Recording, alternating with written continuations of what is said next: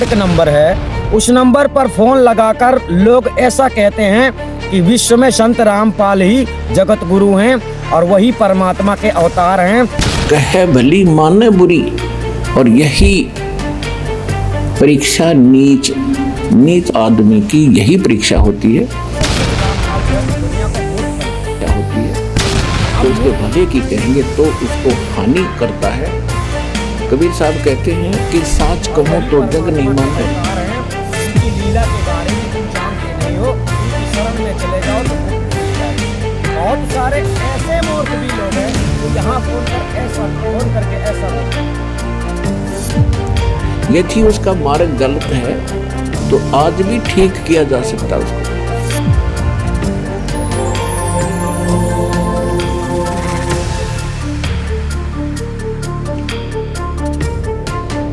इस वीडियो में आप लोग अच्छी तरह से जान गए होंगे कि बाबा रामपाल के बारे में कुछ जानकारी दी जाएगी।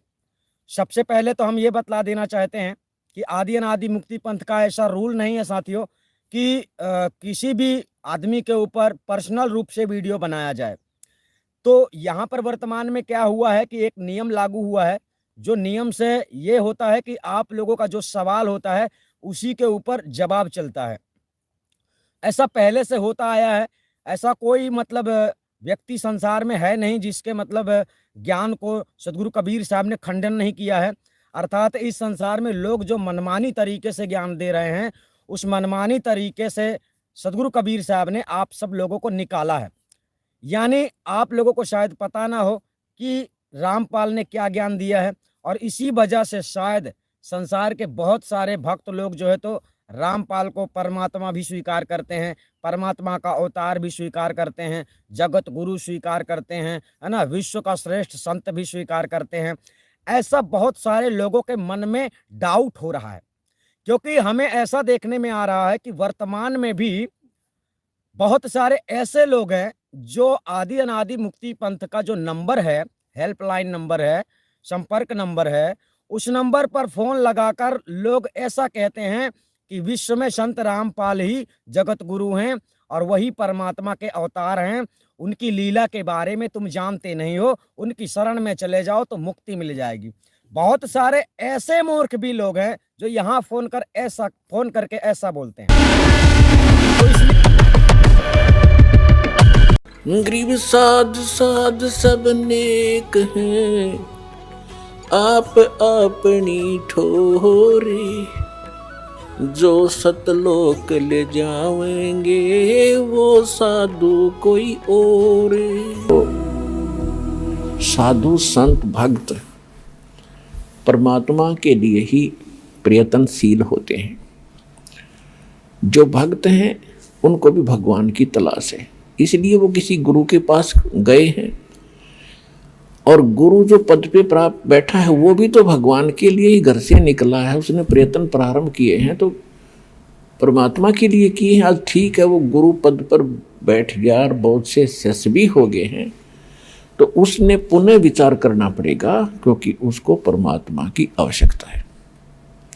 यदि उसका मार्ग गलत है तो आज भी ठीक किया जा सकता है उसको, और यदि आज भी ठीक नहीं करेगा अपने अभिमानवश, तो वो दूना दोषी होगा। वो इस कैटेगरी का होगा कि जानबूझ साची तजय करे झूठ तने, और ताकि संगत है प्रभु सौ पद में भी ना दे।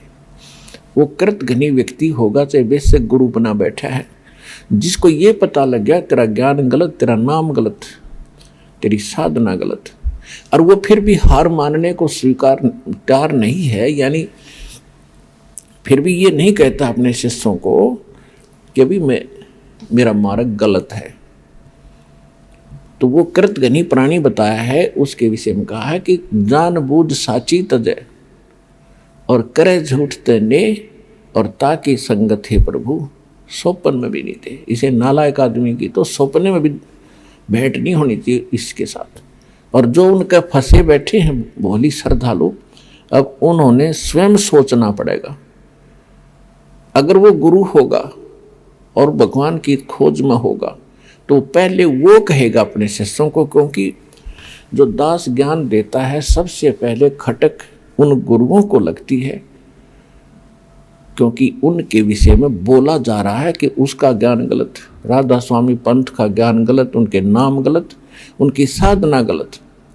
धन धन सतगुरु सच्चा सौदा सिरसा और जगमाल वाले के बारे में कहा जा रहा है, उनका नाम गलत, उनका ज्ञान गलत, उनकी भक्ति गलत, उनका रास्ता गलत। और जितने भी ये ब्रह्मा विष्णु महेश के पुजारी, आसाराम सुधांशु जी, ये कुमार स्वामी, ये इनका सारा मार्ग गलत। और ये 3 देव की भक्ति करते हैं, इनमें जीव का मोक्ष नहीं। तो इनको सबसे पहले इस बात पर जोर देना चाहिए कि ये क्यों कह रहा रामपाल दास, इसका उद्देश्य क्या है। कम से कम उद्देश्य जानकर हमारे सदग्रंथों को, लिटरेचर को पढ़ रहे ये संत दास की उनसे विनम्र प्रार्थना है, उनका भी जीव रक्षा होगी। उनके अंतर्गत जो भोले श्रद्धालु फंसे पड़े हैं उनको संत मान के, संत वही होता है जिसके पास पूर्ण ज्ञान हो और साधना ठीक है नहीं तो उस भक्त नहीं है, ना वो गुरु है, वो तो एक अपना जीवन नाश कर रहे हैं।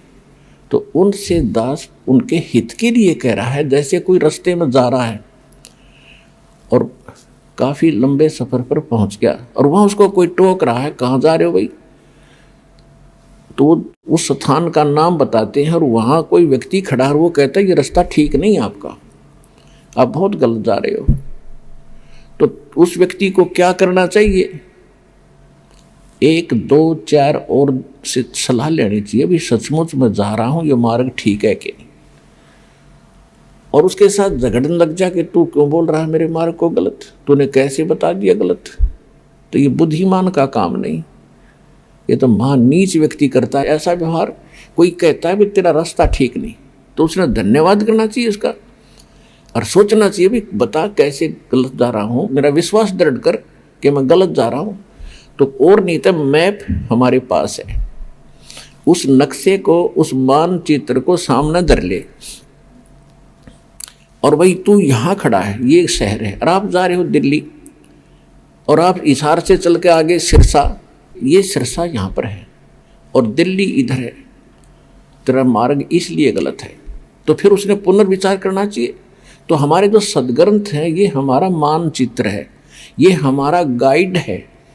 जो संत हमारे सदग्रंथों के विरुद्ध बताते हैं और विरुद्ध जा रहे हैं और अपने भक्तों को ले जा रहे हैं, उनके लिए दास प्रार्थना कर रहा है कि आप शास्त्र विधि कर मनमाना आचरण करे और करवा के अपना जीवन नाश कर रहे हो और आपके आश्रित इन भोले श्रद्धालुओं के जीवन को नाश करके उनका भार अपने सिर पर धरकर पाप के भागी बन रहे हो।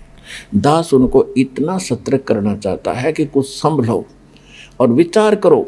ये मैप तुम्हें नहीं देखने आते हैं तो दास ने कति क्लियर कर रखा है। इन सदग्रंथों को दास ने कति निष्कर्ष निकाल कर सत्संग कर रखे। इनको संत भी सुने, उनके चेले भी सुने, अगर उनका समझ में आओ तो ग्रहण करें, ना कोई जोर जबरदस्ती नहीं। वैसे ही किसी के साथ झगड़ा कर लेते हैं, तुमने ऐसे गलत क्यों कह दिया, पहले देखो गलत क्यों कहा। तो ये तो एक सभ्यता, एक नेक व्यक्ति के लक्षण। और एक बेमतलब उसको सच्चा रास्ता दिखावे, उसके भले में कहे, उसके साथ वो झगड़ा करता है तो कहते हैं कहे भली माने बुरी। और यही परीक्षा नीच आदमी की यही परीक्षा होती है कि उसके भले की कहेंगे तो उसको हानि करता है